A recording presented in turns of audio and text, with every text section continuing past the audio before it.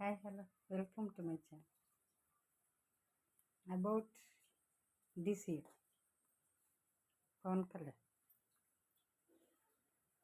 నిన్న కాకినాడలో నిన్న అంటే ఐ మీన్ మామూలుగా నిన్న అని అనుకోవాలి, నిన్ననో మొన్ననో తెలియదు. కాకినాడ ఎయిర్పోర్ట్లో రైస్ను సీజ్ చేయించాడంటే ఆల్రెడీ చేసే ఉంది సీజ్ చేసి మళ్ళీ అది సీజ్ చేసిన బియ్యాన్ని మళ్ళీ రిలీజ్ చేసి మళ్ళీ ఎయిర్పోర్ట్కి తరలించారు. అవి ఎలా వచ్చాయి? అది పవన్ కళ్యాణ్ గవర్నమెంట్లోనే ఉన్నారు కదా, పవన్ కళ్యాణే ఆ క్వశ్చన్కి ఆన్సర్ చెప్పాలి. అయితే అసలు పవన్ కళ్యాణ్కి సంబంధం లేని విషయాలు ఇవన్నీ. ఎయిర్పోర్ట్కి వెళ్ళి ఏది ట్రాన్స్ఫర్ అవుతుంది, అది ట్రాన్స్పోర్ట్లో ఏది వెళ్తుంది, షిప్లో కానీ ఏరోప్లేన్లో కానీ ఏవి అవుతున్నాయి, ట్రాన్స్పోర్ట్లో ఏవవుతున్నాయి అనేది చూడాల్సిన అసలు పనే లేదు డీసీఎంకి. డీసీఎం పని ఏంటి, ఆయన మంత్రిత్వ శాఖలు జరిగేవి ఏంటివి అనేది ఆయన చూడాలి. కానీ అసలు దీనికి సంబంధమే లేదు. ఈ బియ్యం మామూలు బియ్యం కాదు కదా, సెంట్రల్ గవర్నమెంట్ నుంచి వచ్చే బియ్యం. అవి నరేంద్ర మోదీ రిలీజ్ చేసినటువంటి కోటా, అవి రేషన్ బియ్యం. అవి చాలా తెలుసుకోవాలి పవన్ కళ్యాణ్. రాజ్యాంగబద్ధంగా చాలా తెలుసుకోవాలి, పొలిటికల్గా చాలా తెలుసుకోవాలి. కామన్ మ్యాన్కు తెలిసినటువంటివి కూడా పవన్ కళ్యాణ్కు తెలియదు. ఏదో తోక తొక్కినట్టు వచ్చింది ఆ పోస్ట్. ఆ పోస్టుని పట్టుకొని ఊగడాలు, ఆ జుట్టు ఇట్లా ఇలా అనుకోవడాలు, అదే సగం సరిపోతుంది. స్క్రిప్ట్ రాసిస్తారు ఎవరొకరు, ఆ ఇంగ్లీష్లో స్పీచ్ ఏందో ఏమో అర్థం కాదు. అసలు ఆ బియ్యం ఏంటి, ఎక్కడి నుంచి వచ్చాయి, ఎవరికి సంబంధం, అవి తెలుసుకోవాలి. రాష్ట్ర ప్రభుత్వానికి సంబంధమే లేదు. కేంద్ర ప్రభుత్వం బియ్యం, అవి కోటా బియ్యం, రేషన్ బియ్యం. చాలామందికి రేషన్ కార్డ్స్ ఉంటాయి, వైట్ రేషన్ కార్డ్స్. ఇప్పుడు అప్లై చేసుకునేటప్పుడే వాళ్ళు అప్పుడు తక్కువ రాబడి ఉండింటుంది, అప్పుడు అప్లై చేసుకుంటారు, వస్తుంటాయి.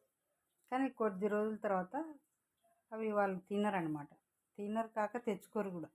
అలాంటి వేస్ట్వి మిగిలిపోయిన ఉన్నవి అవి పాలిష్ పట్టి అవి ట్రాన్స్పోర్ట్ చేస్తారు. అది సెంట్రల్ గవర్నమెంట్కి తెలిసే ఎక్కడికో ట్రాన్స్పోర్ట్ చేస్తారు. కాకపోతే ఈ పవన్ కళ్యాణ్కి సంబంధం లేని విషయంలో తల దూర్చి ఎవరన్నా చెప్పింటారు, అతనికి ఏం తెలుసు పాపం. వీళ్ళకు అసిస్టెంట్లు ఉంటారు కదా, చెంచాలు ఉంటారు కదా.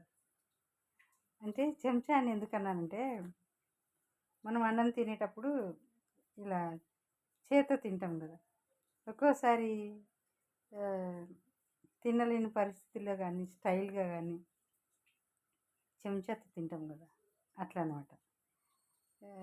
ఈ పవన్ కళ్యాణ్ కూడా అన్నీ తెలుసుకోలేడు కదా, ఎవరి ద్వారాన్నా తెలుసుకుంటారు కదా, అందుకని వాళ్ళని చెంచాలు అంటారు, అసిస్టెంట్లని చెంచాలు అంటారు అనమాట. అట్లా పర్సనల్ అసిస్టెంట్లు ఉంటారు కదా, వాళ్ళను చెంచాలు అంటారు. అలాంటి వాళ్ళు చెప్తారనమాట, ఇట్లా షిప్లో బియ్యం ట్రాన్స్పోర్ట్ అవ్వడానికి రెడీగా ఉన్నాయి, మీరు చెయ్యండి. అట్లా లేదంటే ఈయన సలహా అడగొచ్చు కదా, ఎవరిని, సీఎంని అడగొచ్చు కదా. డిప్యూటీ సీఎం పవన్ కళ్యాణ్ సీఎంని అడగొచ్చు కదా, ఇట్లా బియ్యం ఇట్లా షిప్లో ట్రాన్స్పోర్ట్ అవ్వడానికి రెడీగా ఉన్నాయి, మరి వాటి గురించి నేను ఏమన్నా వెళ్ళొచ్చా, వెళ్ళకూడదా, నా డ్యూటీ కాదా అని అడగొచ్చు కదా. అడగకుండా సొంత నిర్ణయాలు తీసుకుంటాడు. మొన్న కదా జగన్ సరస్వతి ఇండస్ట్రీ ల్యాండ్ గురించి వెళ్ళి ఫెయిల్ అయ్యాడు కదా, అలా దీంట్లో కూడా తలదూర్చాడు. కానీ వాస్తవానికి అతనికి సంబంధమే లేదు. కేంద్ర రాష్ట్ర ప్రభుత్వంది అది. అది వాళ్ళు చూసుకుంటారు. నరేంద్ర మోదీ అమలు పెట్టినటువంటి బియ్యం ఇవి. ఆయన అమలు చేశాడు. నేను ఎంతనో బియ్యం నేను సప్లై చేస్తా ఫ్రీగానే అని చెప్పి ఎప్పుడో చెప్పాడు. 2011 నుంచి ఇది నడుస్తుంది అని అనుకుంటున్నా. 2011 నుంచా నరేంద్ర మోదీ స్టార్ట్ అయినప్పటి నుంచా 10 ఇయర్స్ నుంచి ఆ బియ్యం రేషన్ బియ్యం నరేంద్ర మోదీ ఫ్రీగా ఇస్తున్నాడు. అయితే 5 శాఖలు దీని గురించి పట్టించుకొని అవి నడిపిస్తారు. కస్టమ్స్, రెవెన్యూ డిపార్ట్మెంట్ వాళ్ళు, ఇంకా అట్లా ఒక 5 బ్రాంచ్ల వాళ్ళు ఉంటారు. అది తెలుసుకున్న తర్వాతనే వాళ్ళంతా ట్రాన్స్పోర్ట్ వాళ్ళు వాళ్ళు అన్నీ చూసిన తర్వాతనే ఏదైనా ట్రాన్స్పోర్ట్లోకి ఎంట్రీ అవుతుంది. అయితే ఆల్రెడీ కలెక్టర్ ఆదేశాల మేరకు అవి ట్రాన్స్పోర్ట్లో సీజ్ చేశారు. అసలు ఈ సంబంధం లేని ఈయన పవన్ కళ్యాణ్ వెళ్ళి సీజ్ ద రైస్ బ్యాగ్స్ అన్నాడు. ఆయనకి ఏం డౌట్ ఉంది ఆ భయంలో ఏమైనా అదేంటి గంజాయి అట్లా కొకైన్ అలాంటివి ఉంటాయి కదా, అలా అవి ఏమన్నా దాంట్లో ట్రాన్స్పోర్ట్లో దాని లోపల పెట్టి ట్రాన్స్పోర్ట్ చేస్తున్నారేమో బ్యాగులలో, రైస్ బ్యాగులలో అన్నట్టు ఆయన ఉద్దేశం. నేను పవన్ కళ్యాణ్ ఉద్దేశం ఎందుకు దానికి సంబంధంగా కలెక్టర్ ఉన్నారు, ఎంఆర్ఓ ఉన్నారు, కాకినాడ ఎయిర్పోర్ట్కి సంబంధించిన వాళ్ళంతా ఉంటారు కదా. అవన్నీ చూసిన తర్వాతనే కదా ట్రాన్స్పోర్ట్లోకి ఎంట్రీ అయ్యేది. అవినీతి ఇట్లా చేయడానికి ఉండదు కదా. అవన్నీ గ్రహించాలి కదా పవన్ కళ్యాణ్. ఏ సెక్షన్ దేనికి సంబంధించింది, ఎవరు ఎలా పనిచేయాలి అవన్నీ తెలుసుకోకుండా ముందు ఎగేసుకుంటా పోయి ఈడ ఆడ తలదూర్చడం, చేయి పెట్టడం. ఆ బ్యాగ్ పట్టుకుని చూపిస్తున్నావు కదా, దీంట్లో ఏమన్నా స్మగ్లింగ్ చేస్తున్నారా ఈ బియ్యంలో అని చిన్న బాక్స్ పట్టుకొని చూపిస్తున్నావు కదా. నేను చేయి పెట్టడం అన్నది అది మీనింగ్, మళ్ళీ వేరే విధంగా అనుకుంటారని ఎక్స్ప్లెయిన్ చేస్తున్నా.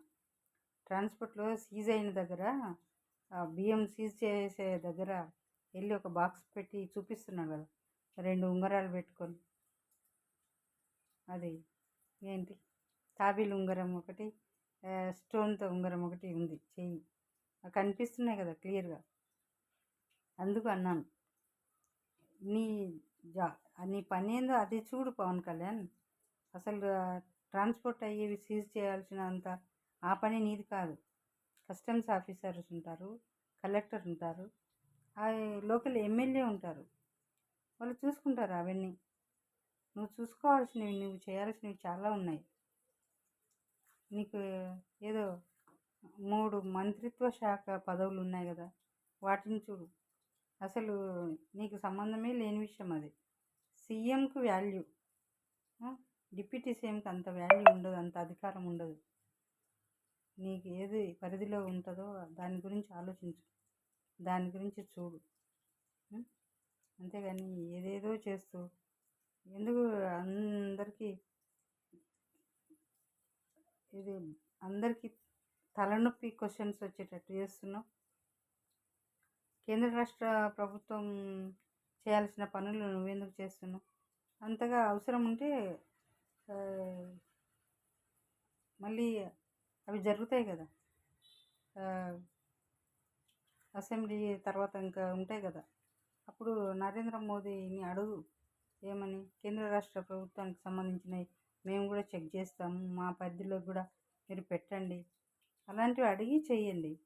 అంతేగాని అందరికీ తెలిసినంత కూడా నీకు తెలుస్తలేదు ఎట్లా చేయాలి, నీ పదవికి తగినట్టు నువ్వు ఎట్లా చేయాలి అని.